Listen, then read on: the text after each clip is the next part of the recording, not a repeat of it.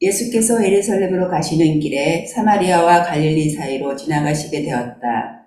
예수께서 어떤 마을에 들어가시다가 나병 환자 10사람을 만나셨다. 그들은 멀찍이 멈추어 서서 소리 높여 말하였다. 예수 선생님, 우리를 불쌍히 여겨주십시오. 예수께서는 보시고 그들에게 말씀하셨다. 가서 제사장들에게 너희 몸을 보여라. 그런데 그들이 가는 동안에 몸이 깨끗해졌다. 그런데 그들 가운데 한 사람은 자기의 병이 나은 것을 보고 큰 소리로 하나님께 영광을 돌리면서 되돌아와서 예수의 발 앞에 엎드려 감사를 드렸다. 그런데 그는 사마리아 사람이었다. 그래서 예수께서 말씀하셨다. 10사람이 깨끗해지지 않았느냐? 그런데 9사람은 어디에 있느냐? 하나님께 영광을 돌리려 되돌아온 사람은 이방 한 사람 한 명밖에 없느냐? 그런 다음에 그에게 말씀하셨다. 일어나서 가거라. 내 믿음이 너를 구원하였다. 아멘. 오늘 본문 말씀은 예수님께서 북쪽 갈릴리 지방에서 남쪽 예루살렘으로 가시는 도중에 일어난 사건을 기록하고 있습니다. 한글 성경을 읽으면 무슨 일이 일어났는지는 우리가 잘 알 수 있습니다. 사실관계는 잘 파악할 수 있는데요. 그런데 이제 본문에 담겨진 암시나 그 다음에 맥락상의 의미, 또 등장인물의 어떤 심리는 우리가 좀 알아채기가 쉽지 않은 것 같습니다. 따라서 본문 말씀을 좀 더 잘 이해하기 위해서 이런 암시적인 부분이나 또 맥락상 의미를 조금 더 분명하게 드러내면서 본문에 기록된 사건을 한번 재구성해 보려고 합니다. 여기에는 제가 이제 이해하고 있는 그러한 해석들이 반영이 되어 있습니다. 그래서 성경 없는 내용도 있고요. 중복되는 내용도 있습니다. 예수님께서 갈릴리에서 예루살렘으로 가시는 길에 유대인도 사마리아인도 고향으로 여기지 않는 지역을 지나가게 되었습니다. 예수님이 한 마을에 들어가려고 하실 때 나병 때문에 마을에 들어가지 못하고 멀리 머물던 10명의 나병 환자가 예수님 쪽으로 왔습니다. 그들은 소리 높여 말했습니다. 예수님, 제발 치료해 주십시오. 예수님이 그들을 보셨을 때 말씀하셨습니다. 가서 제사장들에게 여러분의 몸을 보이십시오. 그들이 예수님의 말씀을 믿고 가는 도중에 몸이 깨끗해졌습니다.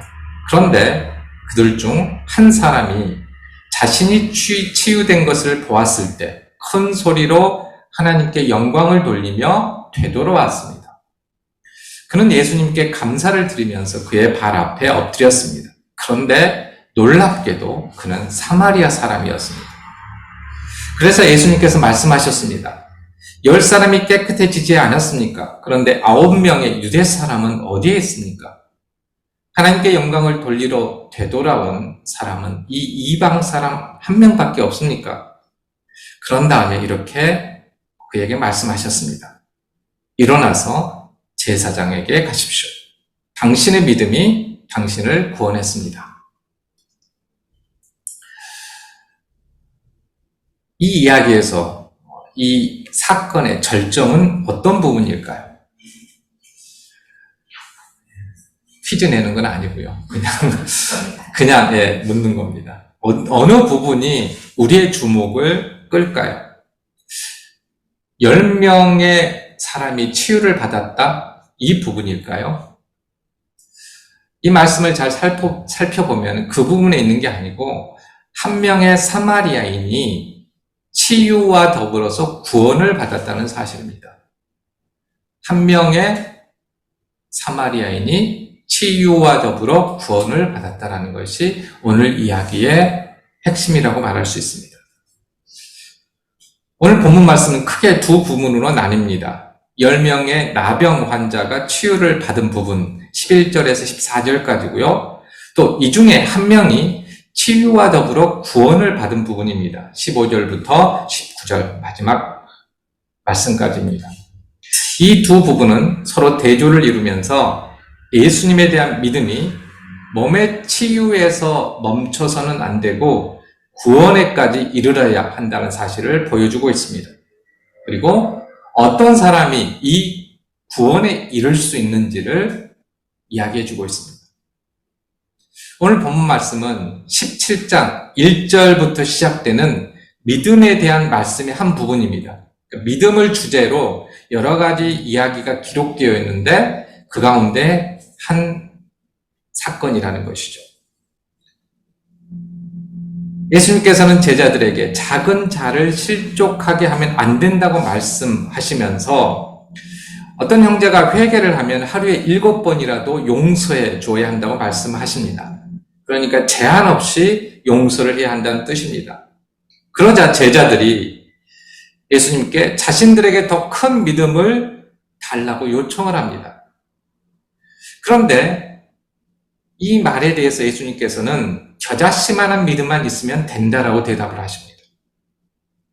형제를 무제한적으로 용서하는데 더 큰 믿음이 필요한 게 아니라는 그런 말씀입니다.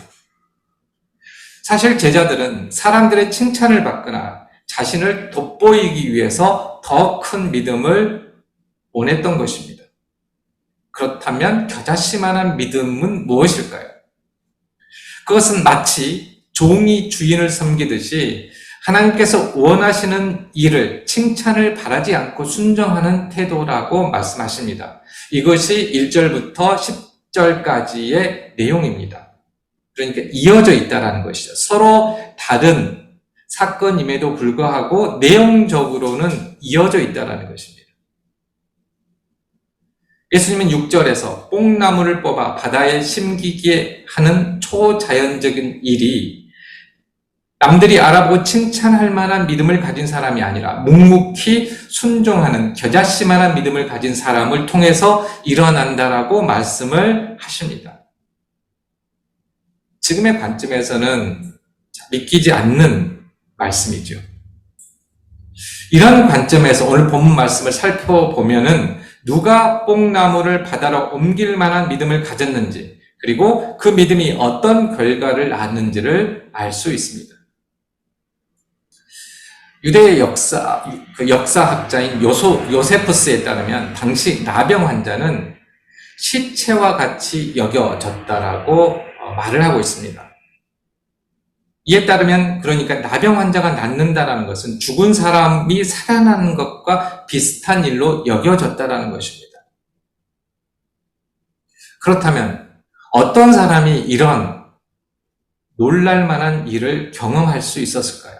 그러니까 죽음에서 살아났다는 기록도 성경에 드물지만 있지만 나병 환자가 치유를 받은 사건들은 몇 번 더 있습니다. 그리고 실제로 당시에 그런 일이 일어났을 것입니다. 하지만 우리가 지금 생각하는 것과는 다르게 당시의 사람들은 죽은 사람이 살아난 것과 같은 그러한 의미로서 생각을 했다는 것이죠.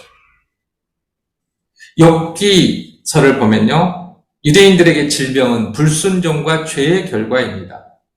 따라서 치유를 받기 위해서는 하나님을 다시 믿고 그 말씀에 순종해야 합니다. 다시 하나님을 믿는다고 해서 모든 병에 걸린 사람이 치유되는 것은 아닙니다. 그렇기 때문에 낫기 힘든 병에서 치유되었다는 것은 그 사람의 믿음이 얼마나 큰지를 보여줄 수 있는 굉장히 중요한 사건입니다. 유대인들의 입장에서는 그랬습니다. 큰 병에서 나았다? 그러면 그만큼 그 사람의 믿음이 크다라는 것이 증명이 된다라는 것이죠. 그리고 치유받은 사람은 그만큼 자신의 믿음을 자랑할 만한 그러한 일이라는 것입니다. 오늘 본문에 등장하는 9명의 나병 환자들도 이와 같았을 것입니다. 제사장에게 자신들의 치유를 확인받고 자신들이 속해 있는 공동체로 돌아가면 그들의 큰 믿음은 아마 인정받을 수 있었을 것입니다. 그러다 보니 이들은 치유의 근원이신 예수님을 간과했습니다. 잊었습니다. 그리고 하나님께 영광을 돌리는 일도 잊었습니다.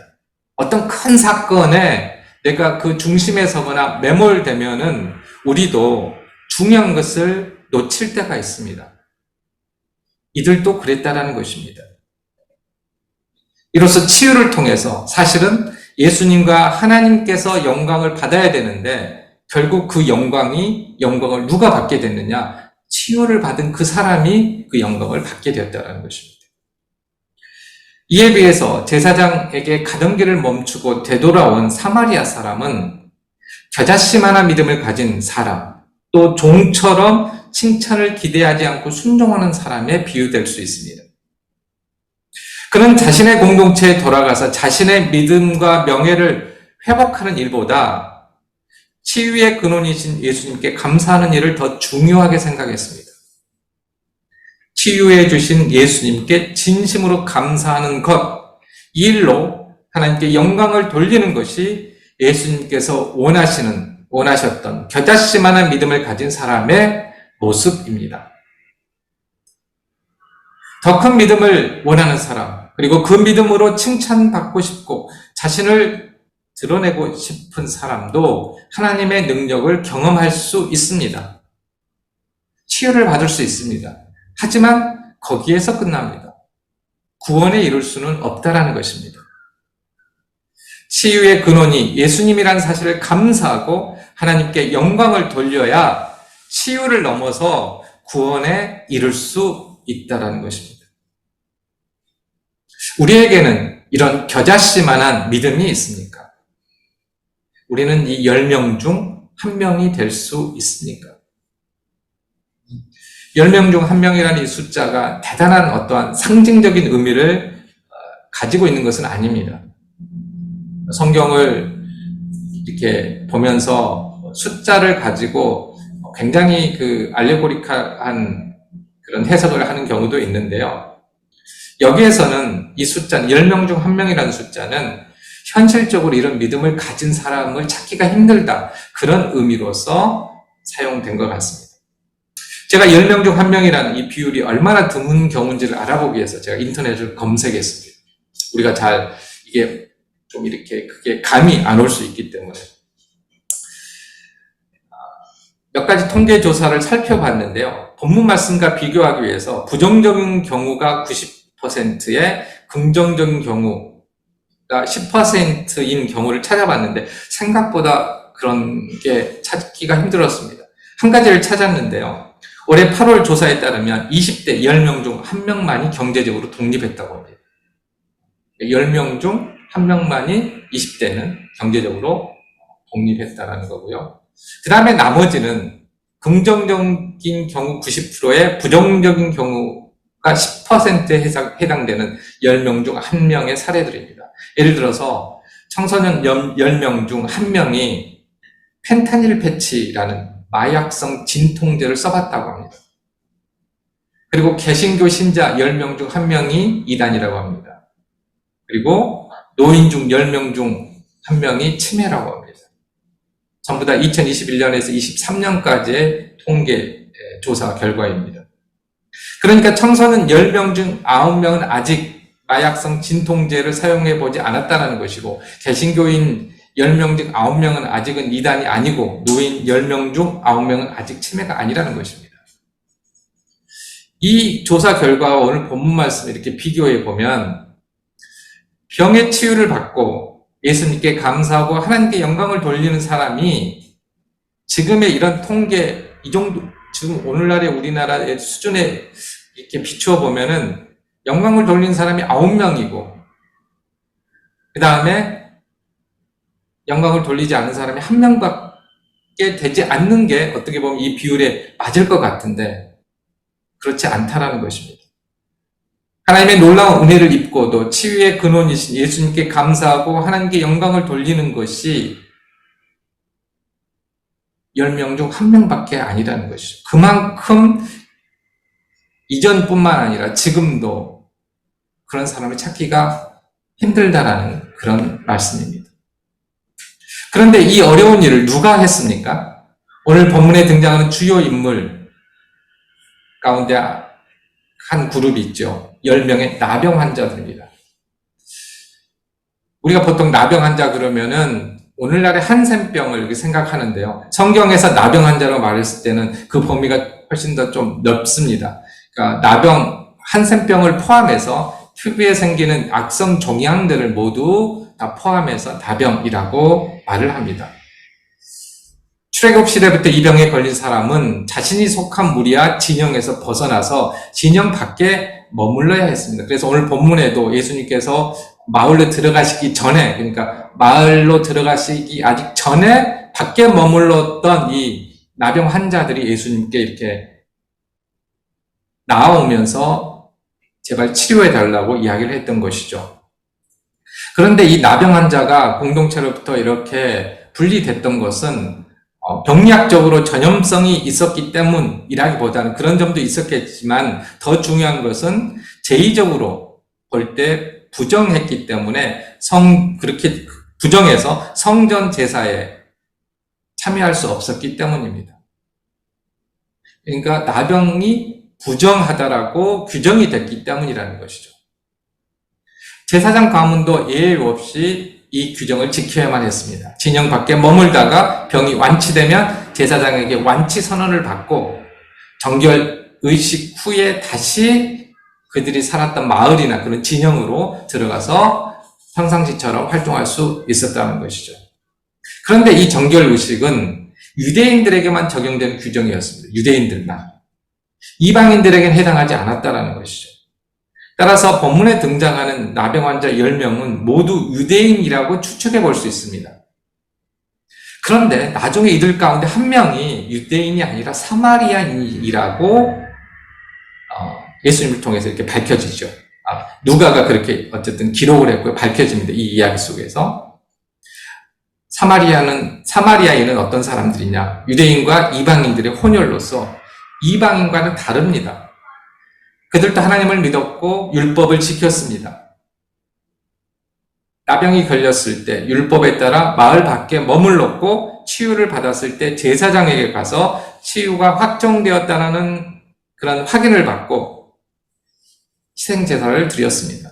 그런데 유대인들은 이 사람들을 이방인으로 취급을 했습니다. 원칙적으로 사마리아인도 예루살렘 성전에 가서 제사를 드릴 수 있었지만 실제로 그런 경우는 드물었다고 합니다.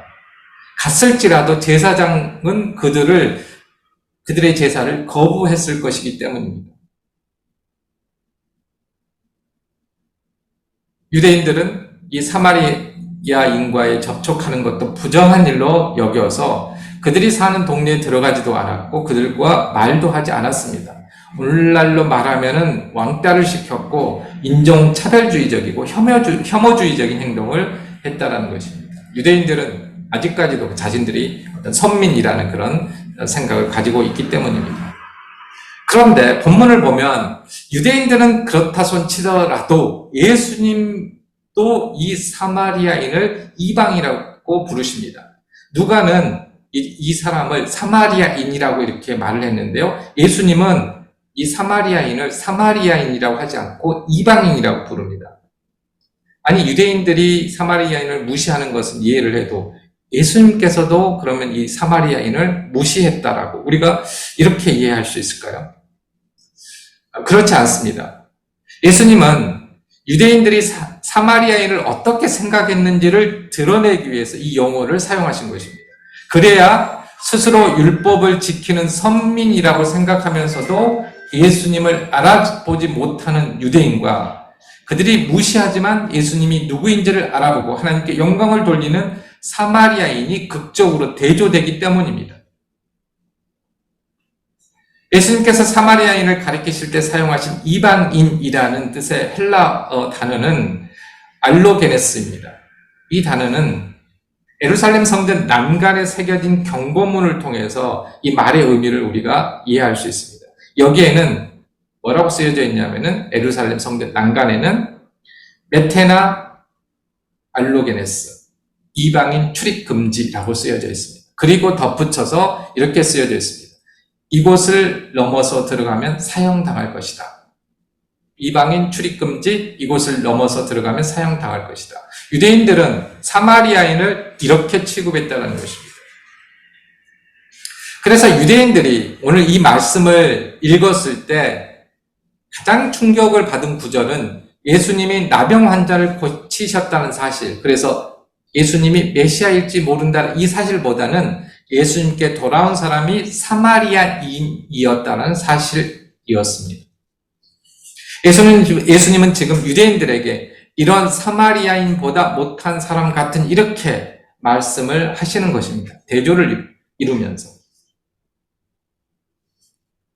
오늘 본문 말씀에는 자세하게 설명되지 않았지만, 직접적으로 언급되지는 않았지만, 우리가 이 상황을 여러 가지로 상상해 볼 수 있습니다. 본문에서 나병 환자들이 처음 등장했을 때 이들은 10명의 나병 환자라고 불려집니다. 구분이 되지 않았어요. 10명이. 유대인과 사마리아인이 구분이 되지 않고 그냥 10명의 나병 환자라고 이렇게 말을 하고 있습니다. 그런데 그러니까 이 말은 그들이 나병에 걸렸을 때는 유대인과 사마리아인의 구분이 없어졌다는 거예요.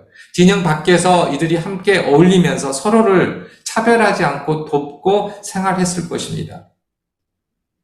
예수님께서 원하셨던 그러한 상황이 나병이 걸렸을 때 이루어진 거죠. 서로를 차별하지 않는 그러한 삶. 그런데 치유를 받게 되자 이들은 어떻게 됩니까? 다시 유대인과 사마리아인으로 나뉘게 됩니다. 흥미로운 사실이 15절에 기록되어 있는데요. 13절 말씀부터 한번 살펴보겠습니다. 10명의 나병 환자들은 예수님께 자신들의 병을 치유해 달라고 호소합니다. 우리를 불쌍히 여겨주십시오 라는 말이 그런 뜻입니다. 그런데 예수님께서는 그들을 만지거나 그들을 위해서 기도하거나 하는 그런 치유 행동을 전혀 보이지 않습니다. 뭔가 다릅니다. 그 자리에서 치료해 주지 않습니다. 그냥 말씀을 하죠. 가서 제사장들에게 너희 몸을 보여라. 이렇게만 말씀하십니다. 이때 10명의 나병 환자 모두 예수님의 말씀에 순종해서 제사장에게 갑니다. 이것도 굉장히 좀 특이한 케이스예요. 그 자리에서 고쳐줘야 되는데 아무런 그런 치유 행위가 없이 말로 그냥 제사장에 가서 내 몸을 보이라 이렇게 말씀을 합니다. 그리고 그들이 가는 동안 몸이 치유됩니다. 그들이 병이 치유되기 전까지 10명 모두 같은 수준의 믿음을 가진 사람들 같습니다. 그런데 병이 치유되자 차이가 드러납니다. 예수님께서는 10명 모두가 치유되었다고 말씀하십니다. 따라서 10명 모두 제사장에게 가는 동안 자신의 몸이 치유되었다는 사실을 알았을 것입니다. 그런데 15절 말씀을 보면 도중에 자신의 병이 나은 것을 본 사람은 한 명뿐이라고 말하고 있습니다. 이 말씀 무슨 뜻일까요? 10명 모두 자신의 몸이 치유되었다는 사실을 시각적으로는 보았을 것입니다. 아니면은 치유되면서부터 유대인과 사마리아인이 구분이 돼서 9명의 유대인들은 자기들끼리 가고 사마리아 이마는 혼자 왕따를 당해서 이렇게 구분돼서 갔을 수도 있습니다. 정확하게 알지는 못하지만 어쨌든 모두가 자신들이 치유되었다는 사실을 확인을 했을 것입니다.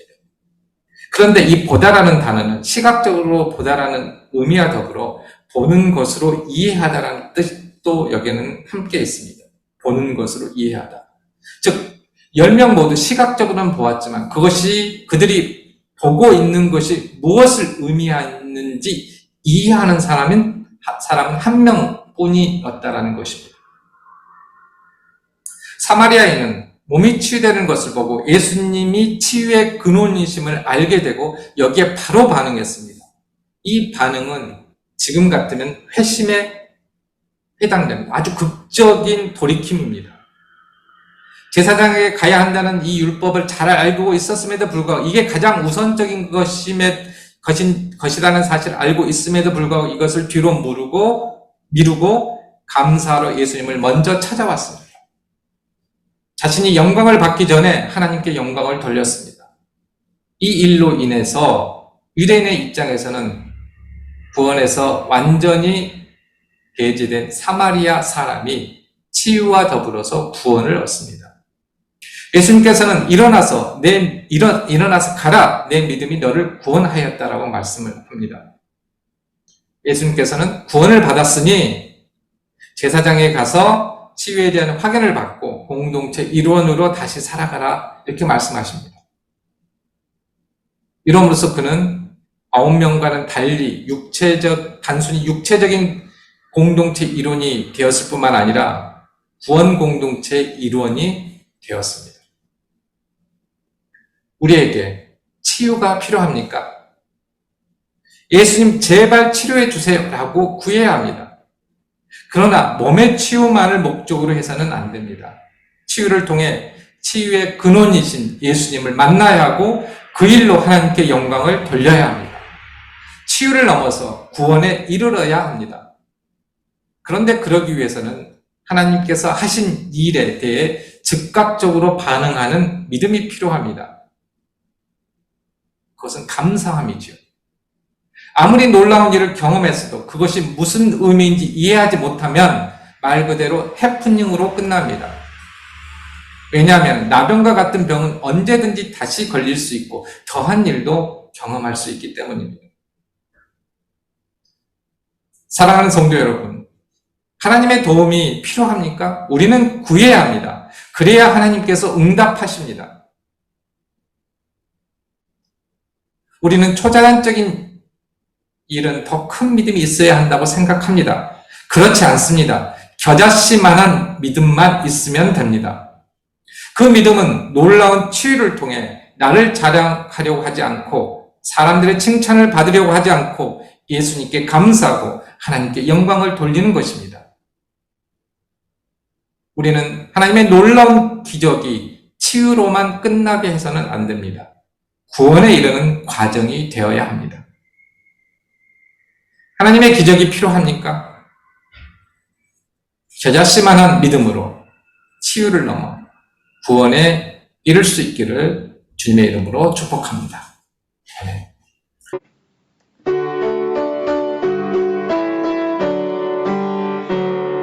주여 우리 축복하소서. 당신의 평안을 주소서. 우리 위에 주의 손으로 주여 잡아주소서.